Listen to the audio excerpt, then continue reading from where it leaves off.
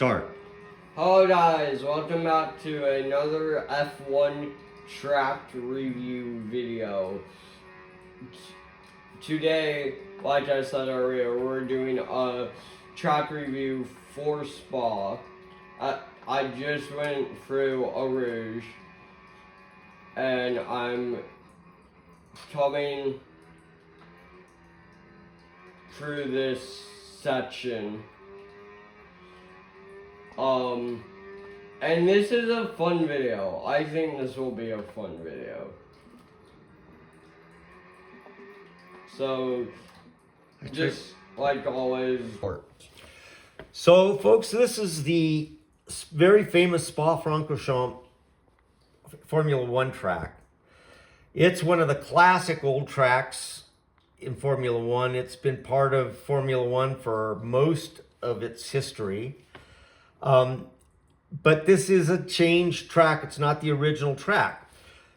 Spa is 7 kilometers long, making it one of the longest racetracks on the Formula One calendar.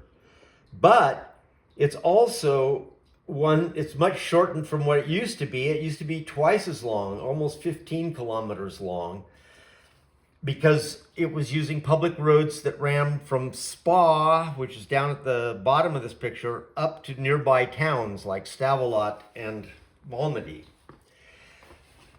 It was taken off of the Formula One calendar in about 1970 and then put back on a completely redesigned track in the 1980s. Okay, for a quick circuit around the track. The start-finish line is over here on the short straight by that little red-roofed building. That's the start-finish straight. It goes around clockwise, running uphill to La Source, which is a very sharp hairpin, and then back down along this set of road, until it gets to the very famous Eau Rouge Raidillon complex, where you see the colored paint curbs on the side of the road. This is it's not only a very fast curve, but it's also got a big change in direction. You're coming downhill into Eau Rouge, and then you're going back uphill into Raidillon. And one of the secrets of this track is to go through those curves flat out. Don't lift. It takes a lot of courage, I'm told, but it's the only way to have top speeds down the Kemmel Straight, which comes right after Raidillon. Then you go around those Combes and Bruchet, and you come downhill, back downhill here and out towards Stavelot, back through Blanchimont, which looks like a straight, but it's actually a long, very high-speed corner, into the very tight bus stop chicane and back to the start-finish line. This photo shows you that this track has been around for a long time. This is the 1962 Grand Prix at Spa. We're sitting up at the top of Raidillon looking back towards La Source, back towards where the cars come from. We see the road descending into Eau Rouge. Eau Rouge is the left-hander here, and then they come through the bottom here and then back steeply up the Raidillon curves where these two cars are coming. I thought it was interesting because it shows some of the difference in the safety concerns and the race management from those days in 1962 till these days in 2024. One thing, you can see how close the crowds are right up against the track watching the race. They only have a little bit of a fence between them, or guardrails between them and the race course. You could get right up close and personal to the race in those days. Also, if you'll notice right down here at the bottom of Eau Rouge, there's a disabled race car off to the side of the track. Now these days, if that car was disabled off to the side of the track, we would have a safety car out, we'd have a crane out there lifting that car off of the track and getting it all cleared up before they started racing again. Back in these days, it didn't matter. They just got it pulled off to the side of the road and they kept racing right on by it. Just to show you some of the differences, this is a 2024 shot of the Eau Rouge Raidillon complex. To taken in 2024, I believe it was. But it's taken from the opposite direction of the old photo, the 62 photo. So we're coming down from La Source here into Eau Rouge and back up through Radion and onto the Kemmel Strait in the distance. Now we're going to give an example of the right way to go through Eau Rouge and Radion. The important thing, like I said, is to maintain full speed going through those corners, even though it's pretty gutsy because the corners are fast and there's a big change in elevation from downhill to uphill. But you want to have full strength, full speed as you drive along the Kemmel Strait, because that's one of the best places you can overtake. We're going to show a very famous overtake by Mika Hakkinen during the 2000 Belgian Grand Prix from his onboard camera. You'll see how he goes through Eau Rouge and Radion at full speed and has full velocity going down the Kemmel Strait, and as a result is able to overtake both Ricardo Zonta and Michael Schumacher, 3 abreast going down the Kemmel Strait. And Hakkinen, who's in the 3rd car in this right now, ends up being in front at the end of the Kemmel Strait. Or the McLaren in 2000. Yeah, Hakkinen was driving the McLaren and Schumacher the Mercedes, or the Ferrari in this one. All right, so here we are on Hakkinen's car coming down into Eau Rouge with Michael Schumacher right in front, through Eau Rouge, up the hill at Radion, fast as they can go. You didn't hear any break in the motor speeds. Now they're onto the Kemmel Strait. You can see Zonta is coming into view up front. Hakkinen wants to pass. Michael Schumacher wants to block him. Hakkinen takes the inside line. 3 abreast, they came down into the combs, and Hakkinen is in front, coming out of the... Did you? Yeah. Okay. So this is going around the later half of the track after Eau Rouge. We're still in the 12th line from earlier. And right after this, we'll jump into... That's the Stavelot corner. ...the race.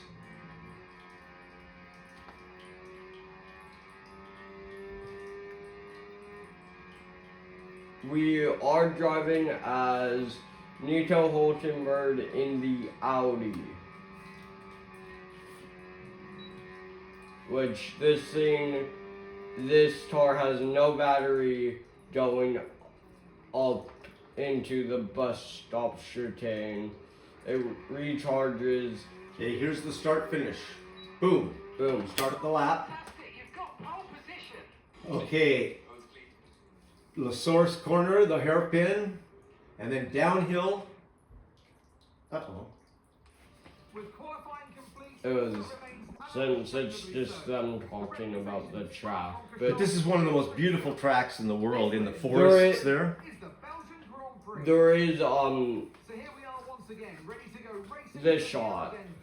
Yeah. 4.35 miles. I would to fast you. corners and massive elevation changes. I wonder what that is right there. Exciting circuits on the calendar. What? That area right there. Consistently high quality Yeah, I don't know. But there are communities all around in the forest through there.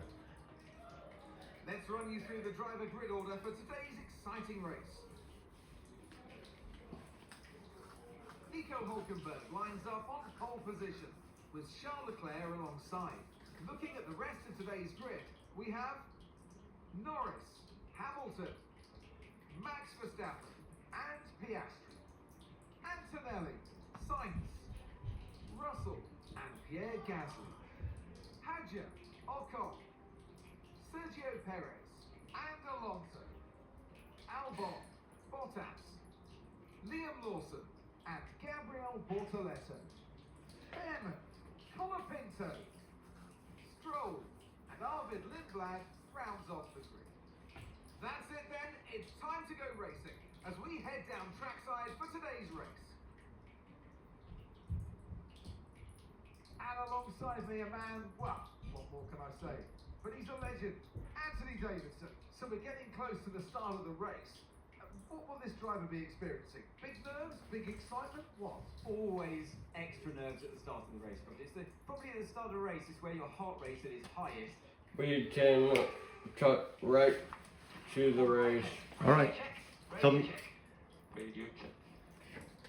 So, this is the opening lap of the race. So, we're parked up on the grid. This is now the race. Going uphill towards La Source. Yep. Around the La Source hairpin. And down Down the hill into Eau Rouge. As you guys can see, this is Eau Rouge. Eau Rouge. This is Radion. Full speed through here. Don't lift. Don't lift. It was just, I did that. Onto the Kemmel Straight.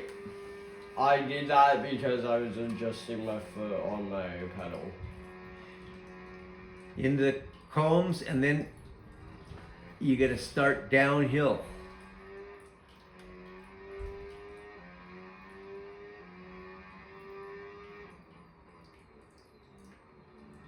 Pretty steep downhill here.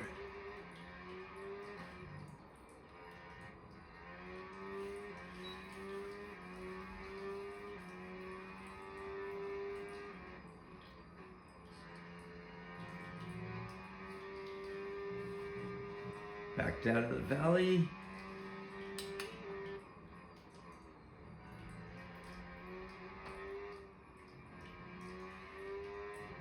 Oh, out into the Stavelot corner. And then now back up the valley towards the start-finish line. We're about to, once we get into the turn, This is the long, fast turn at Blanchemont yeah, that ends up in the very sharp bus stop chicane right here. yeah, where the overtake mode is the active point right at the turn of the bus stop chicane. And then after the bus stop chicane is the start-finish line, and you can start again. The Source.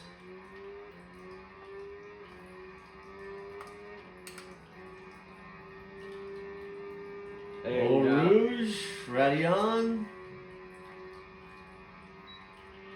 Okay, so with the new power units, make sure you're lifting and coasting before corners. Kemmel Straight. They're not always yes, going full Kemmel throttle. Straight. Try combining lift and coast into braking with boost out of corners and see if you can find a good balance.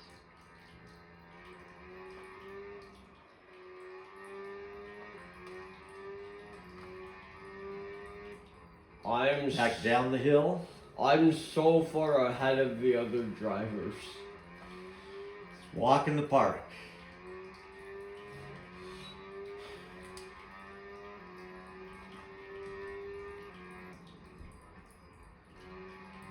Track flattens out a bit down here in the valley, but you're still going downhill until you hit Stavelot.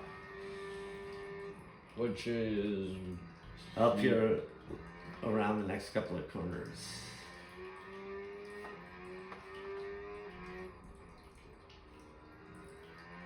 That's Stavelot right there. and then Start back up the valley towards the start-finish line. yeah, which Go through Blanchemont. if I don't think I may be wrong because but with how the There's new the hairpin. layout Not the is, hairpin, but the chicane.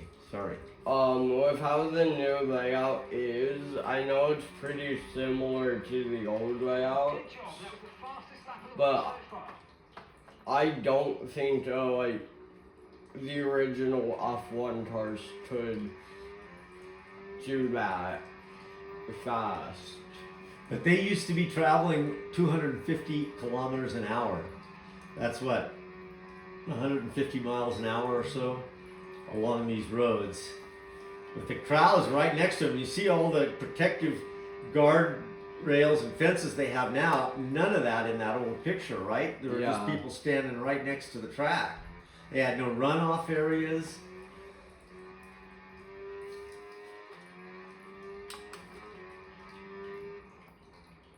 One thing that's neat about this track is that not only do you have good grandstand areas, but they actually they have paths so you can walk around most of the track.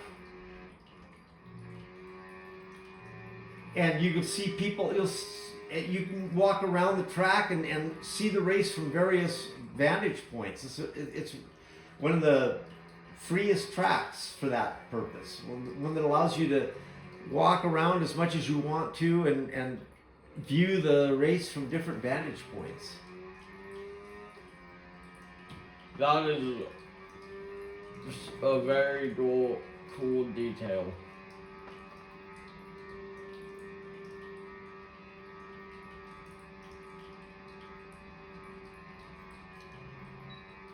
But we're coming up back to the bus stop chicane. Stop chicane. And the start finish line. Another lap. For the second to last lap of the race. You got this one down. Yeah, there was a little bit where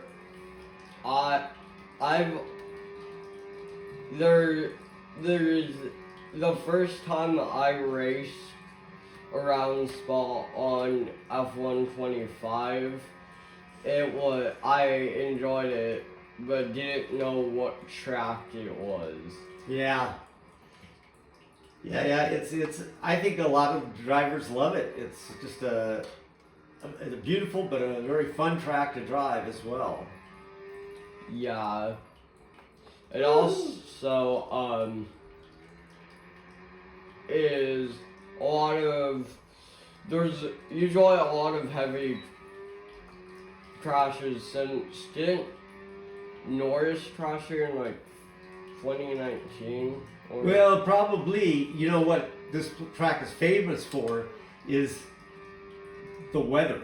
The weather is, these are the Ardennes Mountains, right? This is where the Battle of the Bulge took place in World War II. You know, you've heard about the terrible winters they have here. Even the summers can be challenging. Rain can come in. In fact, sometimes it's hard to come to a setup because it'll be raining on one part of the track and not raining on another part of the track because the track is so long. So sometimes it's hard to know whether to set up for intermediates or slicks or what. Yeah. Well, you got to count, if you're going to go through this race, you got to count on probably running into some rain during the weekend. Not on race day, then during qualifying, but you'll probably hit some rain. Yeah, it is final lap as I almost spin out into that corner. Into La Source? Yeah. Yeah, almost. But you got 13 seconds on the next guy, on Leclerc. Yeah.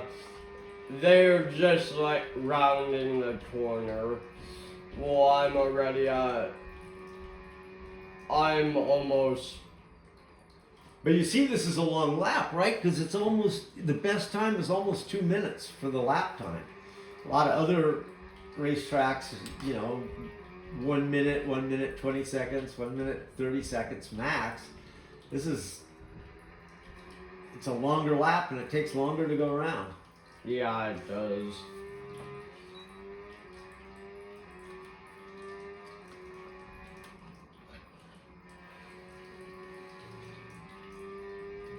But I posted a video on Thursday saying that we were going to do this yesterday, but we didn't have information like we usually do to talk about the track. So we pushed it back to today. But better late than never. Spa is one of the great race tracks of the circuit. Yeah, and I ran out of battery. Oh, well, luckily you still got 11 seconds up coming into the last chicane. Yeah, like I said, this is one of the more especially with a new team, this is definitely one of the more